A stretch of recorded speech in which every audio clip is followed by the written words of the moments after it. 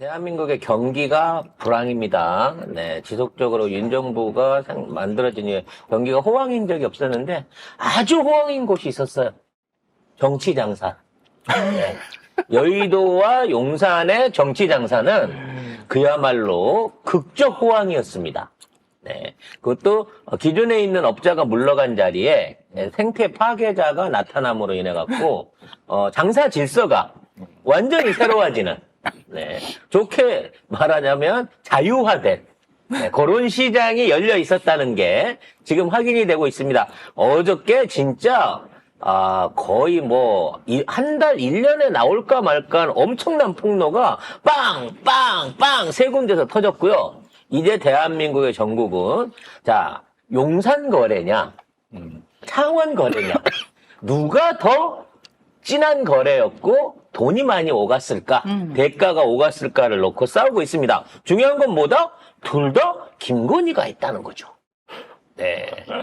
그래서 오늘은 사실 김건희가 사실상의 모든 뉴스에 사실상 메인이다라고 할 수 있을 것 같습니다. 근데 우리가 왜 소설에서도 복선이라고 얘기를 하잖아요. 이 모든 이야기의 복선이 이미 대선 기간에 있었어요. 뭐? 김건희가 이명수 기자하고 통화하면서 내가 정권을 잡으면 그때까지만 해도 이 여자가 이게 뭐 허언증이 있나? 이렇게 생각하시는 분들이 있었습니다만 그쵸. 실제로 그게 복선이었어요. 정권을 잡았고 취임도 하기 전부터 막강한 권한을 사실상 휘둘렀다는 게 밝혀지고 있습니다. 이게 이제 약간 마징가 제트 같은 거죠. 아무리 강력한 상대가 나타나도 마징가 제트가 결국은 이기지 않습니까? 그렇죠. 모든 배우의 결론은 김건희의 승리로 귀결되어 있는 게 그동안의 대한민국 정치계와 여의도와 용산이었다라는 점이 다시 한번 증명이 되고 있습니다. 그런 의미에서 처음에 관상을 보자마자 딱 르네상스의 그 거대함, 화산파의 강력함, 그리고 직전 제자, 직계 제자인 김건희가 사실상 대한민국의 1인자라고 주장을 했던 송작가 TV. 네. 우리의 예상이 한치도 틀림없이 맞아가는 모습을 보여줬습니다. 자, 먼저 서울의 소리부터 한번 시작을 해볼게요. 왜냐면 핫해요. 어젯밤에 이걸 까자마자 조회수가 아직 12시간이 안 됐는데 12시간 조금 넘었네요. 100만 조회수를 넘어서는 정말 어마어마한 조회수가 터져나오고 있습니다. 자, 중요한 내용이 뭐였죠? 김대남 서울보증보험 상근감사위원. 이 사람이 대통령실에 근무했던 행정관 출신입니다. 선임 행정관. 좀 있으면 백수 될 거예요. 네. 근데 어쨌든 지금은 상근감사위원입니다. 이 사람과 이명수 기자 간의 통화 내용인데 그 내용에 따르면 김건희가 국민의힘 공천관리위원인 이철규를 통해서 이원모 비서관의 공천을 미뤄줬다. 뭐 내용들은 여러분들이 많이 확인을 하셨습니다만, 자, 뭐 그 내용들은 딴 데서도 확인하겠다. 송작가 TV는 조금 다른 시각으로 이제 이걸 좀 풀어가 볼게요. 어제도 제가 말씀을 드렸어요. 통화 녹취는 이명수 기자와 행정관의 통화 녹취하는데 옆에 딴지 걸었죠. 아닌데요? 발표하는 기자가 다른데요? 라고 얘기를 했지만 제가 얘기했지 않습니까? 이명수 기자가 용산에 있는 행정관이랑 통화를 한 거다. 그럼 여기서 우리가 의문이 생기는 거야.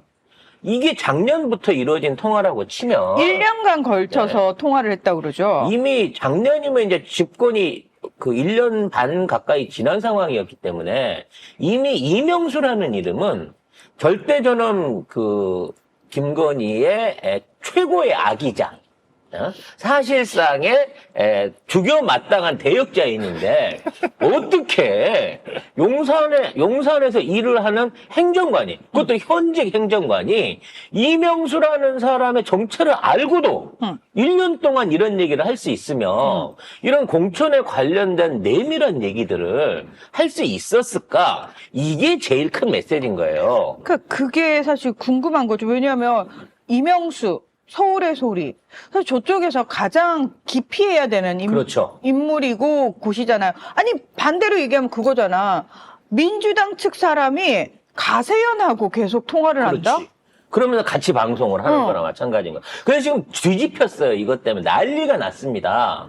그래서 아마도 이제 저쪽에서는 서울에서를 재빠르게 고발을 하면서 이와 관련된 방송금지 가처분을 때렸습니다만 이게 아마도 인용이 안 될 것으로 보여지고요. 이미 파일들이 만들어져서 쫙 풀리고 있는 상황이라서 뭐랄까 이미 그걸로 막긴 힘들 것 같아요. 근데 지금 있는 상황을 먼저 확인을 해보자면 이 김대남 씨 전직 행정관 이 대남이 오빠는 이명수 기자 서울에서를 고발했습니다. 고발하면서 야 내가 니네 원래 그런 방송인지 알고 있었어. 그래서 내가 니네 엿먹으라고 역정보로 거짓 정보를 준 거야. 내가 한 얘기는 전혀 사실이 아닌 나의 소설이야. 근데 니들이 이걸 방송을 한 거야. 그러니까 제발 방송을 하지 말아줘. 라고 사정을 하고 있는 거죠. 뭐라는 아니, 거죠? 자기는 잠깐만. 내가 니들을 공경에 빠뜨리기 위해서 내가 매우 영리하고 조직적으로 네. 1년간 너한테 가짜 정보로 전화통화를 한 거야. 네. 그러니까 그 얘기를 하지 말아줘. 아니 무슨 말씀이시죠? 그렇게 1년 동안 작업을 하셨으면 서울에서 우리가 이걸 방송을 해서 망하는 꼴을 보셔야죠. 근데 방송을 하지 말아줘. 그게 무슨 말이야. 지금 이 상황인 거예요. 자, 이렇게 됐을 때 제일 중요한 건 왜 김대남은 지금 이명수 기자를 알면서도 친하게 지내는가요? 이거는 처음에 둘이 만난 걸 얘기를 해보자면 이명수 기자가 서울의 소리 기자로서 행정관한테 전화를 합니다. 그래서 그거 유튜버들 왜 청와대가 아니라 용산에 초청해주고 만찬 해주고 기념사진 찍고 그런 거 그랬어요? 라고 했더니 아니 위에서 하라고 하니까 초청할 만한 사람 불러갖고 그러고 행사를 했죠. 이러고 이제 얘기를 해준 거야. 뭐 얘기를 그런 식으로 하면서 이제 처음에는 굉장히 정무적인 관계에서 만난 거죠. 정무적인 관계에서 만났는데 갑자기 이명수 기자가 그 마성에 고향 패드립을 칩니다. 어디 사람이에요? 말투를 들어보니까 강원도 쪽 같은데. 나 강릉이, 아이고, 제가 삼척이에요. 그 순간, 아이고, 그래요? 아이고, 동양이네. 이러면서 갑자기 모르던 사람들이 동양에서 같이 살아왔던 절친 선후배가 된 거예요.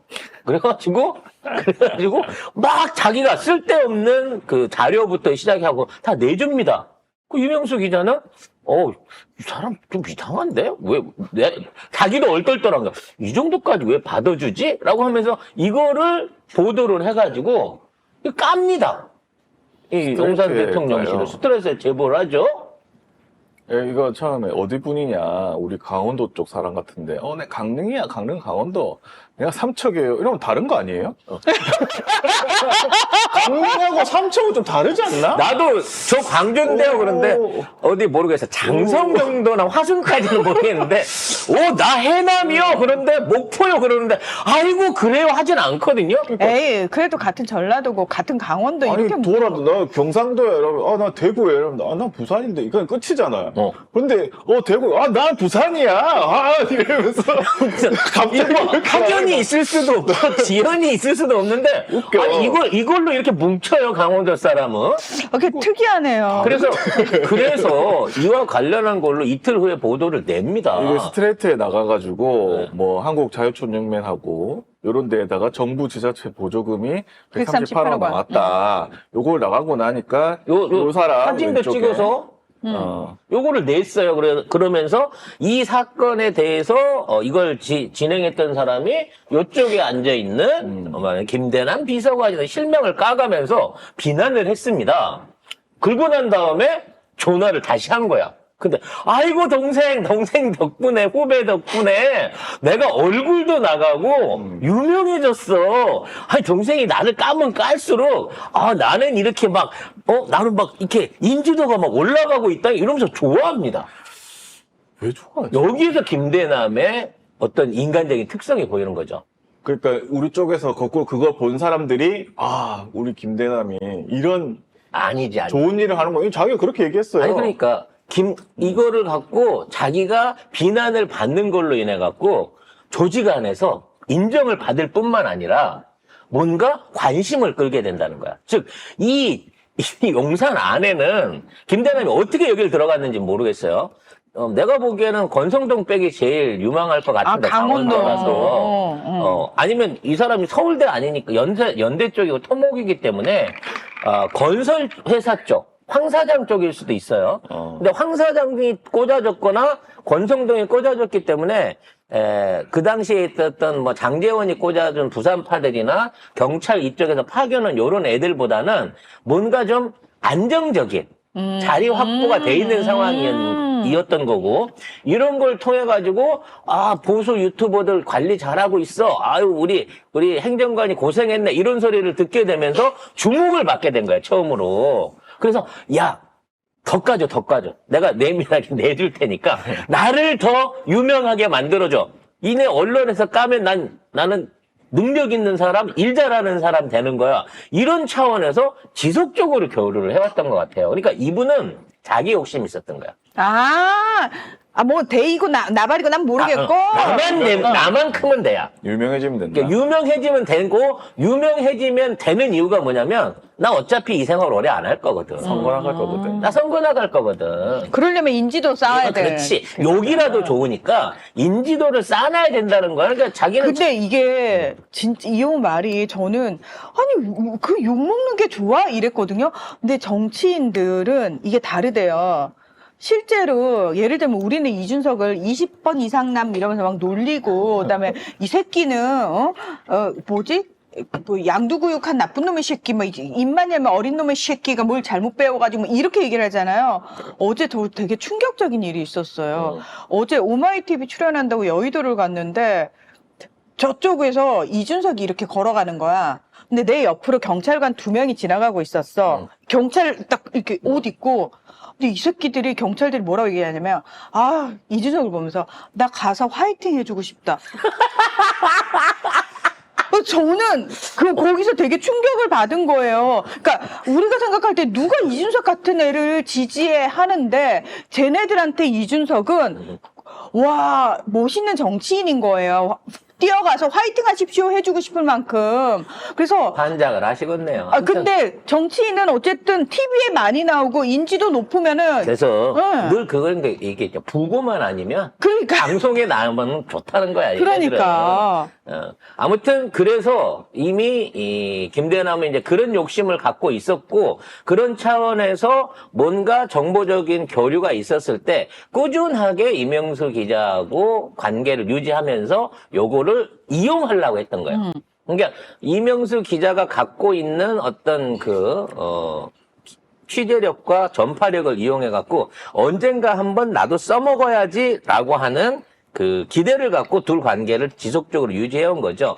그런 과정 중에 선거 개입에 대한 논란이 터진 거야. 왜? 자기가 용인에 나가려고 자리를 잡아놓고 있었는데 여사가 갑자기 이원모를 낙하산으로 떨어뜨리려고 한 거지. 나토 신씨의 남편. 그래서 이 이원모를 떨어뜨리기 위해서는 결국은 이원모를 밀고 있는 이철규를 저격해야 했고, 이철규를 저격하기 위해서 일종의 작업을 부탁을 합니다. 그러니까 쉽게 말하면 이철규한테 당신이 문자를 보내서, 왜 이름이 있으니까 이명수 기자 이름으로 문자를 보내갖고 지금 여사 사람으로 공천시키려고 낙하산 띄우려고 하는 거 안다. 이런 문제 될 수 있다. 내가 그거 알고 수사가 아니라 조사 내지는 기사 작성할 수 있다라는 식으로 자네가 협박 문자를 한번 보내봐봐. 그래서 라고 시킨 거예요. 자기가 써가지고 이명수 기자한테 실제로 줬어요. 줘가지고 이거를 이런 식으로 보내라는 식으로. 근데 이걸 보내봤는데 꿈쩍도 안 하는 거야. 근데 이거 보냈는지 안 보냈는지는 그 보도에 없습니다. 아니, 보냈어요. 보냈어요? 네, 보내가지고 반응을 보고, 이게 이렇게 들어왔다고 하는데도, 이철규가 꿈쩍을 안 하네? 그리고 결국은 나중에 이 문자를 보내고 얼마 안 지나서 이제 전략공천 발표가 나는 걸 딱 보고, 힘썼는데, 안 됐어. 그래서 여사가 세긴 세네? 이 새끼들 진짜 하다가 우리가 공격했는데도 끝까지 밀고 가면 거꾸로 모른 척하고 이 새끼를 갖다가 당선시켜야 돼. 이 새끼는 지금 이원모입니다. 예. 그래서 이원모를 당선시켜야 된다. 이원모를 한번 흔들어 봤다가 이거에 대해서 요지부동으로 나오면 차라리 내가 이원모를 당선시키도록 돕고 거기에서 뒤에서 한 자리를 차지하겠다. 이 얘기까지도 합니다. 그리고 실제로 이걸 실행을 해요. 그래서 이 사람이 내가 여기서 너 몰라 배째 이러면 우리 여사나 저쪽에서 나 가만두겠냐고 라고. 이게 여사는 있어도 윤석열은 없고요. 저쪽이라 하면 한동훈 쪽이기 때문에 쉽게 말하면 성렬이는 여기 아예 언급을 안 해요. 이 양반은. 그래서 실제적으로 나중에 공기업 사장이든 뭐든 나도 뭔가 보험을 하나 들어야지 라고 했는데 실제로 보험회사에 감사위원 갑니다. 3년짜리 감사로 갑니다. 상근. 상근이기 때문에 연봉도 1억이 넘죠. 거기에 항공비 나오고 법카 나오고 차도 있는 상근 감사로 나중에 가게 된다는 거죠. 이거 너무 웃겼어. 네, 선배님 이병수입니다. 끝났다. 내가 그랬지. 여사님이 세긴 세다. 이게 자기가 다 던진 역정보라는 거야. 역정보인데 너는 왜 말한 대로 말한 대로 다 선거부동 해주고 감사로 갔니? 이건 거예요. 그래서 결론은 뭐냐면 실제로 이원모를 김건희가 밀었고 김건희가 이원모를 밀기 위해서 이태규를 흔들었다는 거예요. 그러니까 제가 그 당시에 이태규가 공관위원으로 들어가가지고 되는 걸 보고 봐라 이태규는 절대 죽지 않는다. 저거 MB계인데 MB계가 이번 공천에 실질적인 영향을 미치려고 한다. 그리고 아마 MB계가 한동훈이랑 손을 잡은 것 같다 그랬더니 제가 그걸 착각을 한 거였어요. MB계는 한동훈이 아니라 김건희하고 손을 잡고 있었던 거야. 그럼 한동훈은 누구의 손을 잡고 있었던 거야, 지금까지? 그냥 옷자락만 잡고 있었던 거야? 옷자락만 잡고, 그냥 홍보시만 쥐고 있었던 거예요. 우리는 한동훈이 개길 때. 그거 있잖아. 엄마 치맛자락인 줄 알고 봤더니 마네킹 치맛자락이었던 것처럼. 그냥 옆에 든든한 사람인 줄 알고 잡고 있던 게 사실은 김건희가 입혀준 훈도시만 차고 있었던 거예요.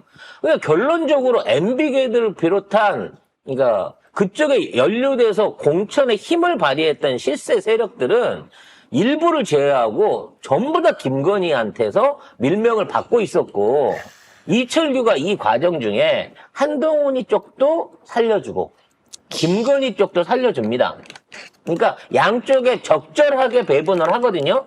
하는 걸 보면. 그럼 이 배분 과정에서의 협의를 중간 역할을 하는 게 이철규의 역할이었던 거예요. 여기 지금 근데 김건희 여사가 공천 게임 많이 하고 있긴 있네요. 라고 하니까 하고 있지. 그 루트가 이철규야. 근데 이철규랑 배현진이랑 한번 붙었었잖아요. 그렇죠. 그럼 배현진이가 눈치가 없었나요? 아니지. 배현진이 입장에서는 다른 세력, 그러니까 한동훈이나 신흥 한동훈 세력이나 검찰 세력들을 힘을 믿고 있었는데 모르고 까분 거죠, 배현진이는. 그러니까 배현진은 못 모르고. 그래서 붙은 거야? 배현진은 지금 당무에서 완전히 배제돼 갖고 있는 이유가 그거예요. 건희한테 개겼기 때문에. 결과적으로 한동훈이에 대해서 우리가 그 당시에 좀 고평가를 했던 것 같아요. 이철규도 김건희가 흔들고 있었다 그러면 공관위 자체 안에서 한동훈이가 자기 사람으로 심었다고 주장했던 17명도 사실은 건희 사람이었을 가능성이 높다는 거지. 근데 이분이 얘기할 때 잘못되면 이철규가 날아간다. 그렇죠. 이원모 공천 안 되면 이철규를 날려버릴 수 있다는 거야. 김건희가? 야. 뭔데 지금? 그러니까 이거는 공관위원 자체를 날려버릴 수 있을 정도의 힘을 발휘했기 때문에 사실 이게 차원보다 훨씬 센 거예요. 그러니까 조금 이따 이제 차원 편을 가긴 하겠지만 지금 차원을 흔든 힘과 이 용인을 흔든 이거를 봤을 때 결론적으로 말하면 수도권 선거를 주로 쥐고 흔들었던 인물들은 전부 다 떨어졌어요.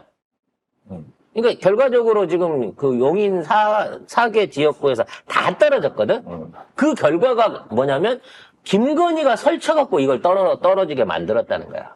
되지도 않을 조석인가? 아무튼 그 검찰 나부랭이 둘을 거기다가 전략공천 하는 바람에 반은 건질 수, 고석하고 이원모를 전략공천을 저기다 해주는 바람에 사실 한 2석이라도 건질 수 있던 거를 다 날렸다라는 거지. 근데 자기는 상관없다는 거야. 어차피 자기는 이걸로 밀어주고 뒷자리를 보장을 받았으니까.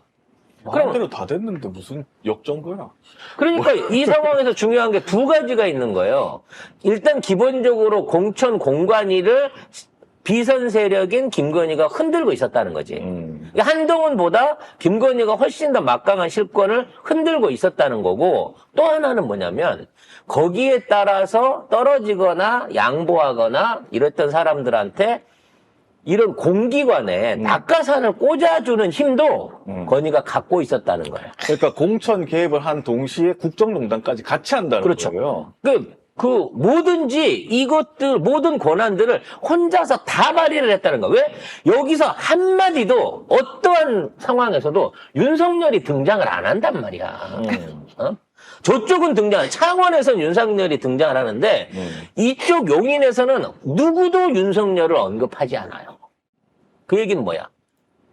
여사만 나와. 여사만 나오는 거고, 여사가 사실 서울 경기권에 있는, 지네들이 180석 한다 그럴 때, 서울 경기권 반띵 친다 그랬거든. 반반으로 하고, 그 다음에 저쪽 남쪽에 있는 거 합쳐가지고 170석 한다 그랬단 말이야.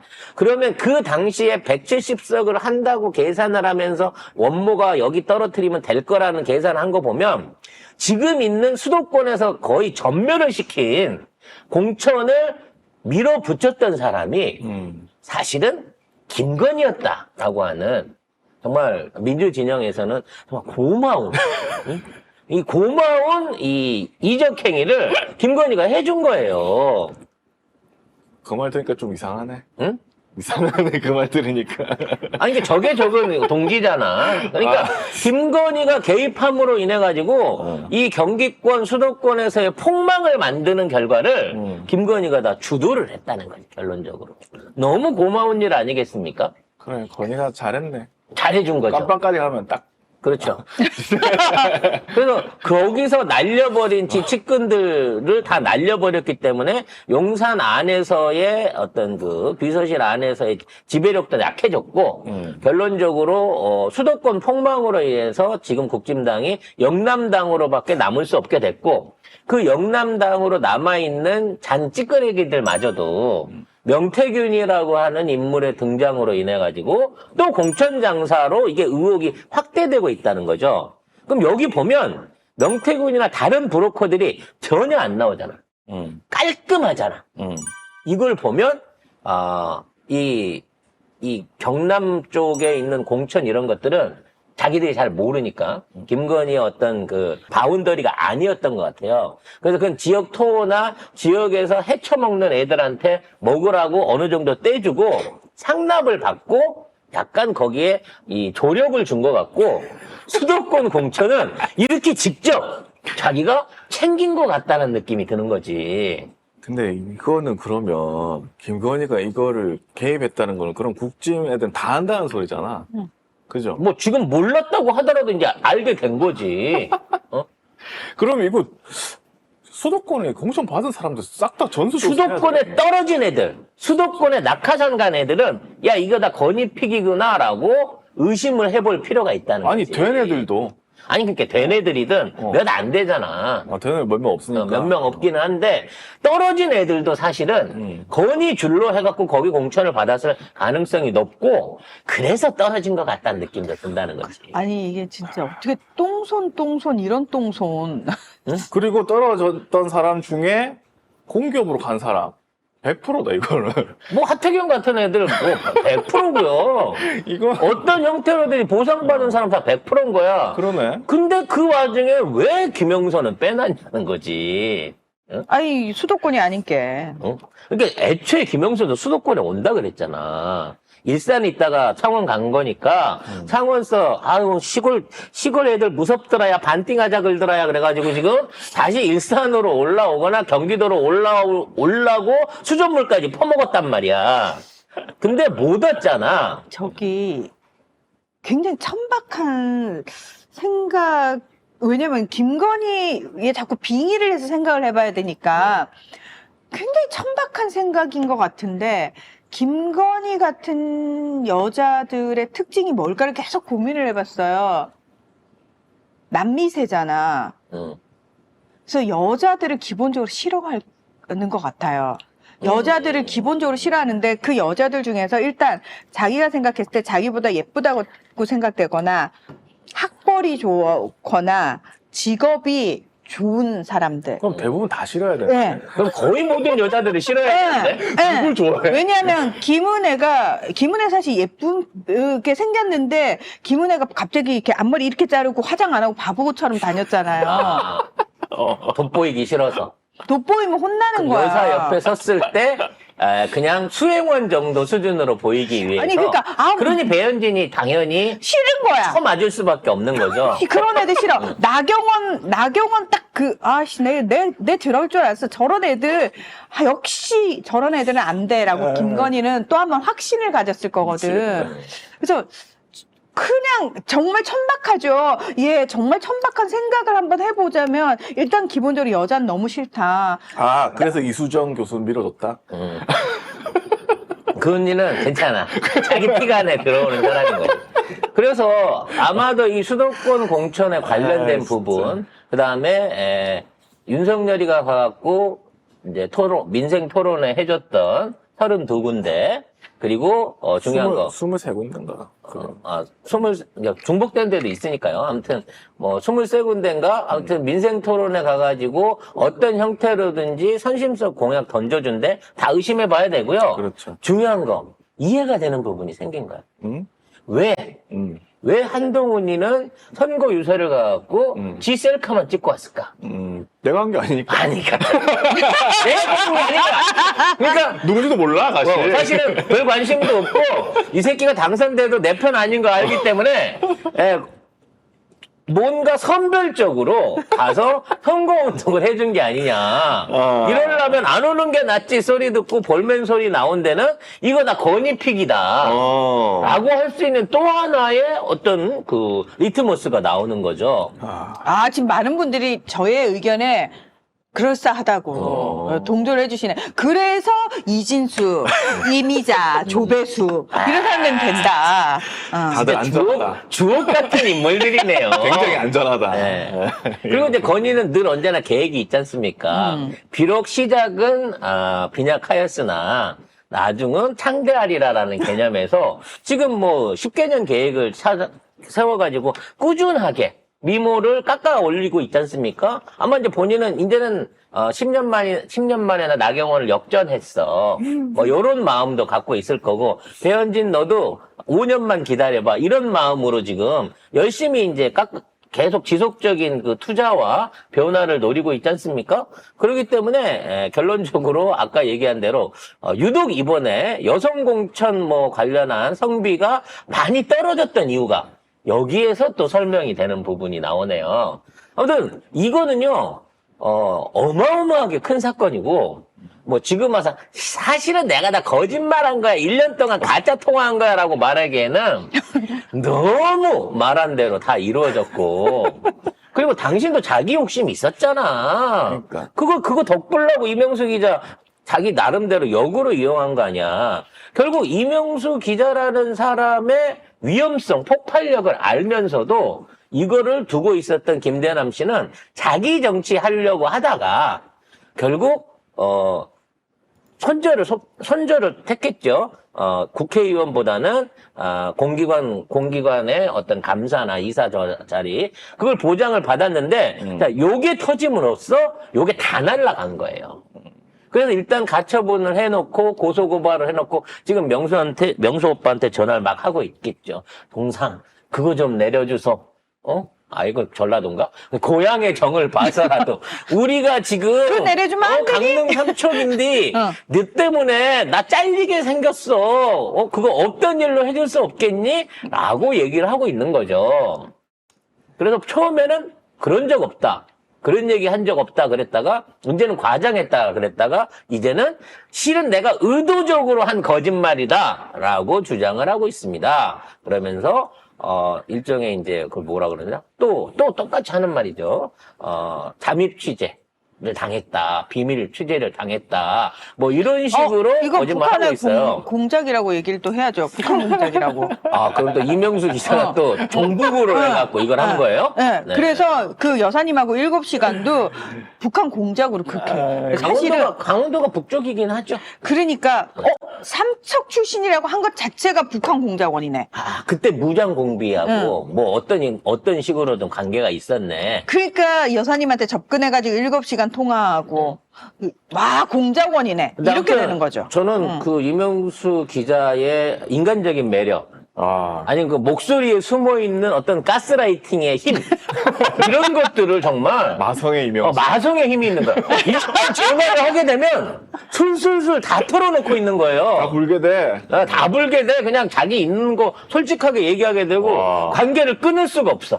막 한 이틀만 이명수 기자 목소리 안 들으면 못 참는 거거든. 진실을 얘기하고 싶어서. 막 뭔가 이 사람하고 통화를 하고 싶어서. 아니 그 뭐야? 그래서 어저께 녹취가 터진 게 전체 분량의 뭐 아직 뭐 5분의 1도 안 되는 수준이기 다음 주에 때문에 또 계속해갖고 이거를 터트린다고 합니다. 이거는 이 초창기 때 청담동 게이트나 그 디올백 게이트가 터졌을 때보다 훨씬 더 폭발력이 큰 거고요. 이거를 어떻게 감당을 해야 될지 지금 이것도 한 두세 달은 방법이 없이 다 터져 나올 거예요. 또 김건희 뭐 숨는 수밖에 방법 없지 뭐. 안 숨어요. 김건희는 안 숨어요. 이제 난 안 숨을 거라고 생각해. 그래서 이제 그렇게 이 상황에서 여기를 중간에서 이걸 쳐내려고 하면 여사는 없었다라는 거를 뒤로 빼내야 되는데 그러기엔 이 사람들이 너무 실무자고 이 사람들이 말한 대로 모든 게 다 이루어져 버렸다는 거야. 그래서 결론적으로 이번 총선의 최고 승리의 수은갑은 한동훈이 아니고 김건희였다. 김건희가 경기 서울에 있는 공천을 지 멋대로 좌지우지하면서 결론적으로 이길 수 없는 상황을 만들어냈고 여기에 빡이 돌았던 한동훈이는 유세를 폐업했으며 대충 해줬으며 그 다음에 윤석열을 앞세워갖고 윤석열 프레카드를 걸고 공약을 내고 내가 친윤입니다라고 했던 애들 중에 경상도 애들을 빼고는 경기 서울 지역에서 거의 다 죽었다는 거죠. 그 얘기도 있어요. 뭐 대통령 사람이니까 한동훈이 거 빼고 대형 윤석열 현수막 걸었는데 걸자마자 지지율이 내가 내가 뚝 떨어졌잖아, 내가.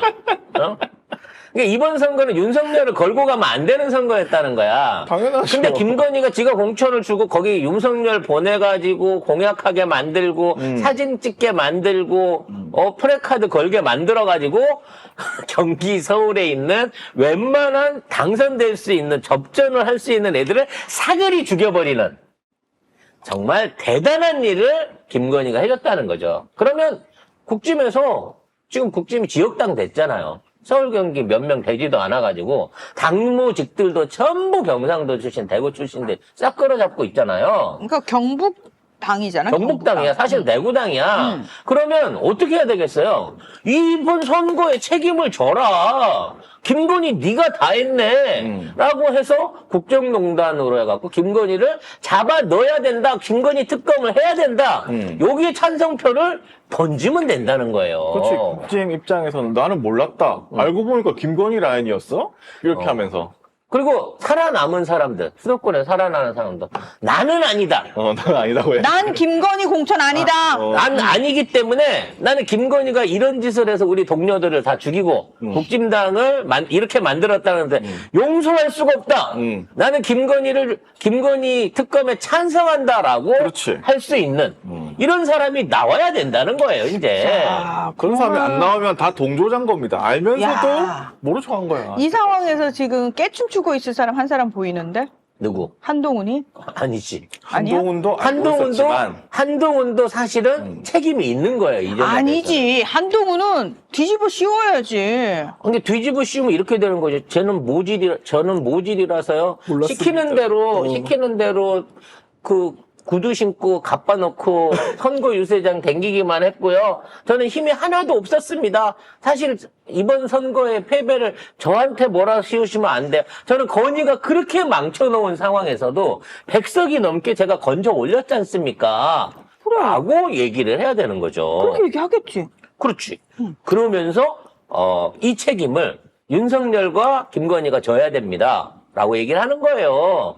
또 그래서 지금 한동훈이가 윤석열 한번 만나자고 자꾸 독대를 하자고 체코 갈 때부터 이걸 했대요. 아니 근데 독대를 하고 싶으면은 네 형한테 전화하거나 네 누나한테 전화를 해야 되는데 왜 자꾸 언론을 통해서 얘기를 하냐고. 웃기는 애야. 여기서 이제 그 중요한 사실 하나가 요 방송을 요 폭로를 던진다고 2월 이에 이러한 내용을 할 예정인데 어떻게 생각하십니까 하고 서울의 소리가 체코 비행기 타기 전에 알렸답니다. 그러니까 체코 갔다 오면 이게 서울의 소리에서 터진다는데 이거 어떻게 해야 되지? 그 고민을 안고 간 거예요. 근데 걔들이 몰랐던 거는 이렇게 리얼하게 진짜 사람 이름이 등장하고 위치가 등장하고 시츄에이션을 너무 명백하게 할 수 있는 명박? 그렇지. 완전히 이 명백한 요런 내용의 인터뷰가 있을 거라고는 생각을 못 한 거지. 설마 지네들이 지레짐작으로 이혼모를 보냈네, 누구를 압력을 넣네, 이런 식으로 기사를 쓰겠지라고 했는데, 이런 인터뷰가 나와버린 거예요. 그래서 얘를 잡아갖고, 너 빨리 가처분 신청하고 명예훼손 어쩌고 하고 다 해라 그러는데, 아무 데도 저촉이 안 돼요. 왜? 이명수 기자 당사자가 이와 관련된 통화 녹음을 했던 직접 당사자이기 때문에 그렇죠. 거기에 대해서 본인이 이거를 제공을 하고 본인의 회사에서 취재 내용으로 이걸 틀었기 때문에 어떠한 형태로든 가처분이나 여기에 대한 어떤 그 허위 사실에 관한 부분을 주장할 수 있는 법적인 근거가 없어요, 이거를. 그 서울의 소리를 폭발을 해야 되는 거야, 사실은. 가갖고 방송 서버하고 원본 없애버려야 되는데 압수수색. 공동 송출을 하고 그냥 공동 송출. 근데 세 군데만이 아니던데? 아니, 내가 우리- 봤는데 되게 여러 군데에서 내가 몰랐던 채널들도 그걸 하고 있더라고. 아니, 그 이게 시간에. 나오자마자 우리처럼 받아갖고 쓰고 있는 거죠. 아니, 이런 떡밥이 어디가 있어. 이거는요, 예를 들어, 지난번 비올백 같은 것들이 뭔가 이제 조금 어설프고 저쪽에 변명의 여지를 남길 수 있는 취지였다라고 생각해보면 이거는요, 진짜 치밀하게 계산돼 있는 이런 녹취가 1년 동안이나 존재했었는데 이거를 이 국면까지 안 까고 보관해온 서울의 소리가 대단하다. 대단한 인내심인 거예요. 아니 사실은 누구죠?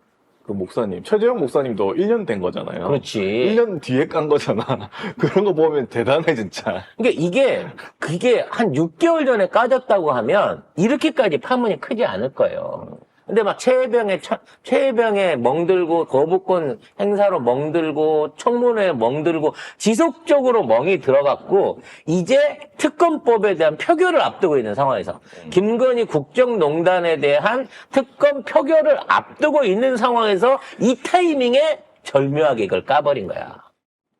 아무튼 그래서 요건으로 해갖고 사실상 김건희 특검법은 이제 통과다. 거부권을 쓴다고 하더라도 재부의 상황에서 이게 통과가 되는 거야. 그걸 안 하면 이 정권에 남아있는 국진당 의원들은 다 너 건희한테 은혜 받았구나. 이 소리밖에, 너도 건희 방탄 치는구나. 이 소리밖에 들을 수가 없는 거예요. 그러니까 빼박인 거지. 너 김건희한테 공천 받아서 그거 찬성 못 하는 거야? 이렇게 되는 거지. 자, 그럼 1부는 여기까지 정리를 해야 돼요. 왜냐하면 요건 파급력도 크고 많은 게 있었으니까 저희는 좀 다른 방향으로 왜 이명수와 김대남은 그렇게 됐나를 설명을 드려봤습니다. 중요한 건 김대남이 관종이기 때문에 이게 가능했던 거고 이거를 잘 구슬려갖고 마성의 목소리로 1년간 스크랩을 해온 대단. 이명수 기자의 취재력에 인내심에 서울의 소리의 인내심에 다시 한번 감사를 드립니다. 부국에 방송되셨습니다. 여러분 서울의 소리가 운영이 어렵다고 합니다. 많은 후원과 그동안에 맞아요. 그런 그 운영에 도움이 될 수 있는 많은 후원의 손길 한 번씩 보내주시고요. 저도 후원하고 있습니다. 네, 앞으로 터져 나올 2탄, 3탄도 더더욱 기대를 해볼 만한 상황인 것 같습니다. 근데 이게 좀 좋아. 이게 이쪽 드라마가 겁나가 재밌어. 오징어 게임을 하면 겁나 재밌는데 이것만 보고 있으면 흥행이 덜 되는데 그만큼 재밌는 게임이 또 다른 요일에 있어. 그렇게 되면 이게 어느 채널을 골라야 될지 막 서로 어느 시점에 이걸 재밌는지 비교해서 봐야 되는 재미가 있거든요. 놀랍게도 주인공이 똑같은데 시나리오도 비슷한데 전개가 훨씬 더 막장이. 이건 약간 고급스러워. 이건 약간 그 하이소사이티한 어떤 느낌이라면 진짜 개막장으로 온갖 그 더러운 냄새를 다 풍기고 있는 좀 저급하지만 끌리는 드라마가 있습니다. 요게 이제 창원 드라마죠. 요거를 2부에서 지금부터 달아볼 건데, 좀가 여러분들 좀 쉬어갈 타임을 갖기 위해서 힐링 타임을 갖고 2부와 1부를 한번 분리해갖고 다시 2부 리뷰를 시작해 보도록 하겠습니다.